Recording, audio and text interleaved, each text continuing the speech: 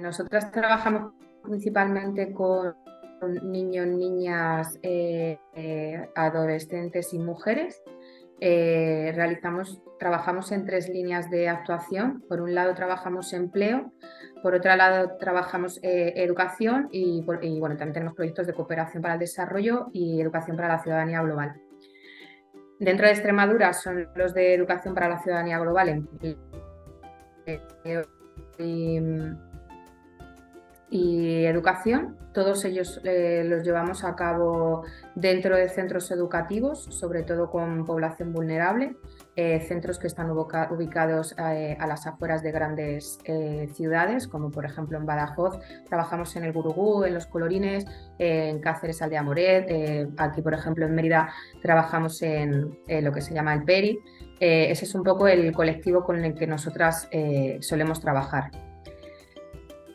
Directamente trabajamos prácticamente casi todos los proyectos son dentro del centro educativo, tanto secundaria como primaria, con lo cual en ese aspecto la participación ciudadana suele ser bastante exitosa porque llevamos ya bastante tiempo trabajando con los mismos centros y bueno, son como nuestras alianzas y la verdad que no nos ponen pegas a la hora de poder desarrollar nuestros proyectos dentro de sus aulas.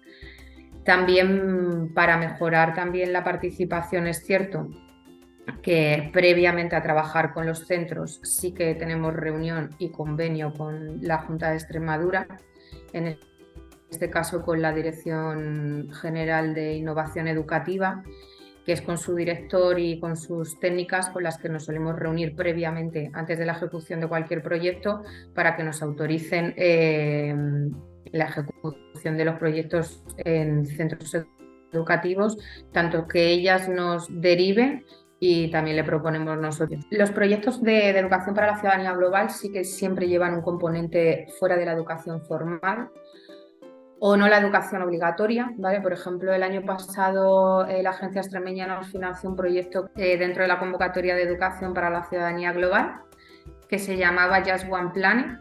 Y ese proyecto, por ejemplo, tenía un componente fuera de la educación formal obligatoria, que era dentro de la universidad.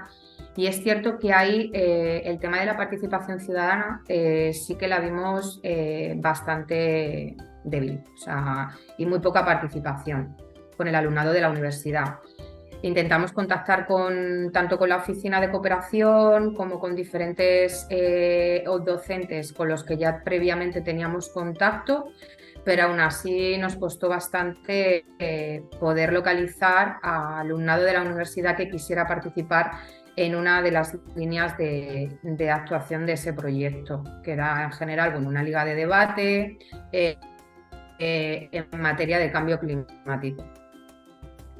Entonces ahí, por ejemplo, teníamos subcontratada una empresa que llevaba esa actividad y bueno, y al final tuvieron que hacer un trabajo bastante exhaustivo para buscar a esa participación, que incluso, bueno, pues a través de herramientas como LinkedIn, dentro de la propia universidad, conseguimos por lo menos cubrir el objetivo que nos planteábamos en el proyecto. Este año, en la misma línea de subvención de proyectos de educación para la ciudadanía global que nos ha aprobado la Agencia Extremeña hace un par de meses, también tenemos una línea que trabajamos fuera de la educación formal.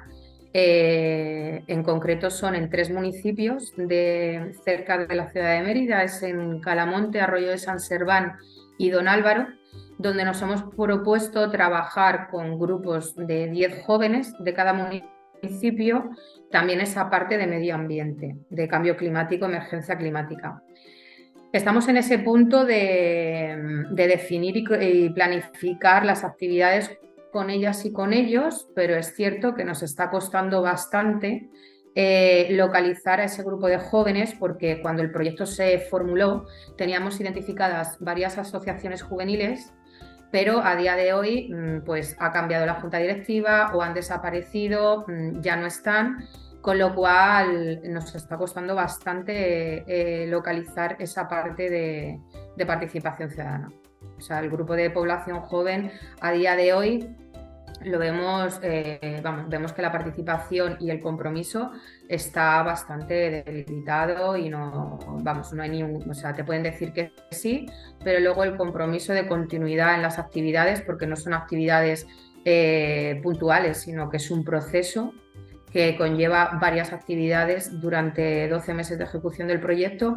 Ahí ese compromiso sí que vemos que se pierde. Se pueden comprometer de forma puntual a una actividad, pero que tengan esa continuidad durante todo el proceso del proyecto, vemos que no, que es complicado. Vamos. Cuando se identificó el proyecto, sí que lo primero que solemos hacer es ponernos en contacto con la administración pública. En este caso fueron con los ayuntamientos de los 3 municipios, dentro de las concejalías de juventud.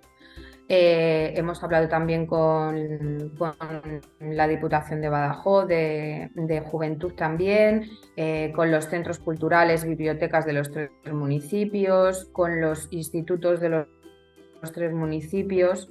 Estamos en contacto con todo lo que es donde entendemos que se encuentra la población joven y con personal de la administración pública que trabaje directamente con ellos y con ellas.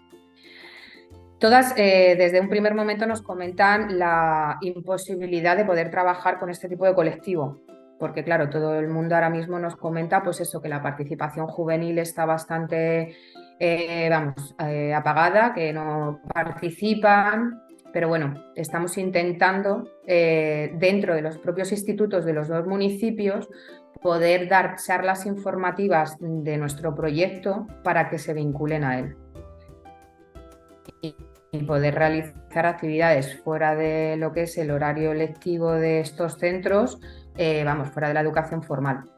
En un principio ya hay un centro que nos ha dicho que no, uno de los 2 municipios que no les interesa porque bueno, conoce al alumnado y piensa que no le va a interesar la temática del proyecto, que es crisis climática. Y el otro municipio sí que nos ha comentado que sí que no les importa cedernos alguna clase puntual para poder informar a todo el alumnado y bueno, intentar hacer esa captación, entre comillas, de su alumnado para que participe en el proyecto.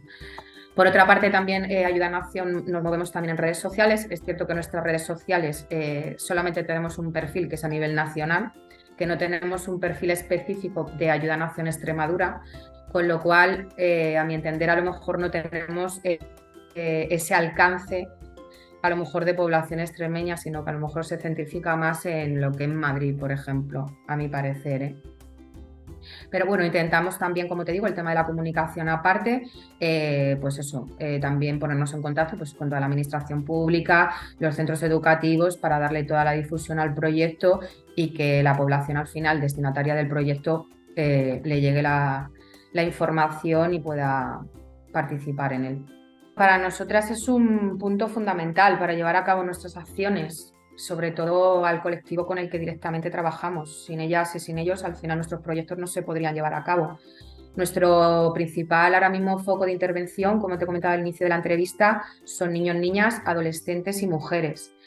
Y es cierto que, por ejemplo, el colectivo más adolescente, población joven, es donde más nos está costando llegar para que participen en los proyectos, sobre todo cuando trabajamos fuera de esa educación obligatoria, ¿no? Dentro de lo que es la educación formal. Ahí es donde sí que vemos no vemos demasiada implicación por parte de ellos y de ellas, y es algo que nos cuesta, pero para nosotras, claro, es imprescindible que se involucren desde un inicio en el proyecto y que tengan ese compromiso de continuidad para poder llegar a nuestros objetivos que nos marcamos en todos los proyectos. Y sobre todo porque al final es un beneficio tanto para ellas y para ellos, porque al final el objetivo principal del proyecto, pues en todo caso la función de Ayuda en Acción es mejorar la vida de niños, niñas, jóvenes y mujeres. Entonces, si no participan en nuestros proyectos, poco vamos a hacer y pocas oportunidades vamos a abrirles y a brindarles para un futuro. Ayuda en Acción estamos en un proceso, llevamos un par de años ya, para elaborar nuestra estrategia de voluntariado, ¿vale? No tenemos un voluntariado de forma continua en la entidad que trabaje en acciones a largo plazo con nosotras. Sin embargo, sí que utilizamos o requerimos en nuestros proyectos voluntariado como de forma puntual, ¿vale? Entonces, no tenemos definida una línea de trabajo con ellas y con ellos, por lo cual tampoco es que tengamos una cantidad exagerada de personal voluntario. Cuando iniciamos un proyecto que requiere personal voluntario, lo que solemos hacer es publicarlo en nuestra página web y darle difusión en nuestras redes sociales. Estamos inscritas en diferentes plataformas, como por ejemplo la plataforma de voluntariado de Mérida, el Banco del Tiempo de la ciudad de Badajoz, la coordinadora extremeña de ONGDs. Entonces intentamos dar difusión a esa oferta de voluntariado con esas entidades aliadas en las que pertenecemos. Dependiendo del voluntariado que necesitemos, sobre todo si es voluntariado de población joven, ¿vale? Como por ejemplo el proyecto que estamos desarrollando ahora financiado por la Agencia Extremeña de Cooperación, ahí sí que vemos que cada vez es más complicado. Y dependiendo si es presencial, ¿vale? Si tienen que movilizarse, porque al final nuestros proyectos se desarrollan, pues como te he comentado, que te acabo de decir, el Education for the Planet.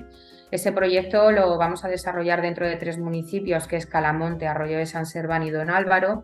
Entonces, si esa población voluntaria no es de esa comunidad, no es de esa población, si ya se tienen que desplazar, aunque nosotras asumamos los gastos de desplazamiento, sí que cuesta más encontrarles y sobre todo que antes, justo en periodo de COVID, llevamos a cabo un proyecto que era de voluntariado digital, que era el apoyo y el fomento a la lectura con alumnado de centros educativos, y ahí, por ejemplo, fue bastante exitoso, pero es cierto que, claro, o sea, ese alumnado, ese personal voluntario estaba en su casa. Entonces se tenía que conectar simplemente 1 hora a la semana, donde compartía una lectura con alumnos y alumnas de los centros educativos donde trabajamos. Fue bastante exitoso con respecto a otras comunidades autónomas donde se ha llevado a cabo ese proyecto, que se llamaba Lectune, financiado por BBVA. Pero es cierto que cuando se requiere una presencialidad, es más costoso encontrar ese personal voluntario. En el proyecto, por ejemplo, del año pasado del Just One Planet, financiado por la Agencia Extremeña, la difusión se hizo por tanto física con cartelería, se ofertó también en la Feria de Voluntariado de la Universidad de Extremadura que participamos, y la verdad que no tuvo prácticamente ninguna repercusión. O sea, prácticamente se inscribió muy poca gente, y luego cuando se inició el proyecto no vimos un compromiso, así que arrancamos el proyecto sin ese perfil voluntario que sí que requería. Ahora, por ejemplo, en este proyecto de este año, del Education for the Planet, lo que hemos hecho ha sido con la población joven que hemos trabajado en años anteriores. Son las personas que se van a implicar como voluntarias en este proyecto. En vez de hacer la difusión, porque sabemos que no va a tener mucha repercusión, ya con esa población que ya hemos trabajado previamente y ya que han adquirido un compromiso con la entidad, con Ayuda a Nación, son las que vamos a contar con ellas como voluntarias y voluntarios para que apoyen a la técnica del proyecto. Y ahí sí.